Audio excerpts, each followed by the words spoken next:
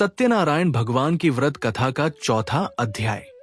सूत जी बोले, वैश्य ने मंगलाचार कर अपनी यात्रा आरंभ की और अपने नगर की ओर चल दिए।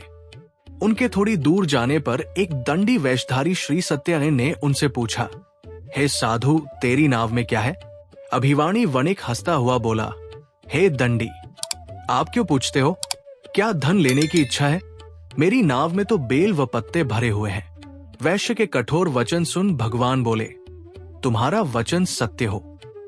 दंडी ऐसे वचन कह वहां से दूर चले गए। कुछ दूर जाकर समुद्र के किनारे बैठ गए। दंडी के जाने के बाद साधु वैश्य ने नित्य क्रिया के पश्चात नाव को ऊंची उठते देखकर अचंभा माना और नाव में बेलपत्ते आदि देख वो मूर्छित हो जमीन पर गिर पड़ा। मूर्छा खुलने पर वो अत्यंत शोक में डूब गया। तब उसका दामाद बोला कि आप शोक न मनाएं, ये दंडी का शाप है, इसलिए हमें उनकी शरण में जाना चाहिए, तभी हमारी मनोकामना पूरी होगी। दामाद की बात सुनकर वो दंडी के पास पहुंचा और अत्यंत भक्तिभाव नमस्कार करके बोला, मैंने आपसे जो असत्य वचन कहे थे उनके लिए मुझे क्षमा दें।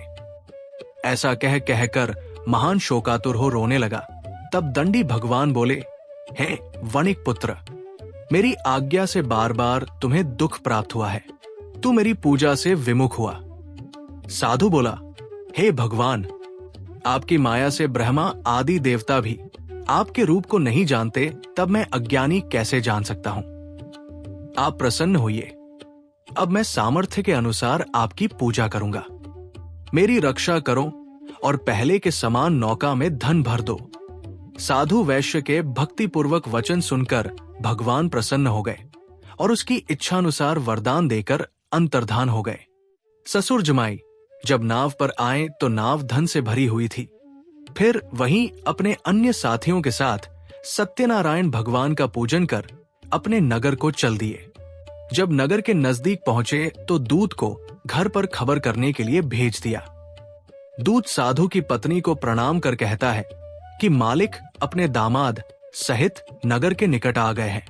दूत की बात सुन साधु की पत्नी लीलावती ने बड़े हर्ष के साथ सत्यनारायण भगवान का पूजन कर अपनी पुत्री कलावती से कहा कि मैं अपने पति के दर्शन को जाती हूँ, तू कार्य पूर्ण कर शीघ्र आ जा। माता के से वचन सुन कलावती जल्दी में प्रसाद छोड़ अपने पति के पास चली गई। प्रसाद की अवज्ञा के कारण श्री सत्यनारायण भगवान रुष्ट हो गए और नाव सहित उसके पति को पानी में डुबो दिया। कलावती अपने पति को वहां न पाकर रोती हुई जमीन पर गिर गई। नौका को डूबा हुआ देख वह कन्या को रोता देख साधु दुखी होकर बोला कि हे प्रभु, मुझसे तथा मेरे परिवार से जो भूल हुई है उसे क्षमा करें। साधु के दीन वचन सुनकर श्री सत्यनारायण भगवान प्रसन्न हो गए और आकाशवाणी हुई, हे साधु, तेरी कन्या मेरे प्रसाद को छोड़कर आई है, इसलिए उसका पति अदृश्य हो गया है। यदि वो घर जाकर प्रसाद खाकर लौटती है तो इसे इसका पति अवश्य मिलेगा। ऐसी आकाशवाणी सुन कलावती घर पहुंचकर प्रसाद खाती है और फिर आकर अपने पति के दर्शन करती है। उसके बाद साधु अपने बंधु बांधवों सहित श्री सत्यनारायण भगवान का विधि विधान से पूजन करता है। इस लोक का सुख भोग वो अंत में स्वर्ग जाता है। श्री सत्यनारायण व्रत कथा का चौथा अध्याय संपूर्ण। बोलिए श्री सत्यनारायण भगवान की जय।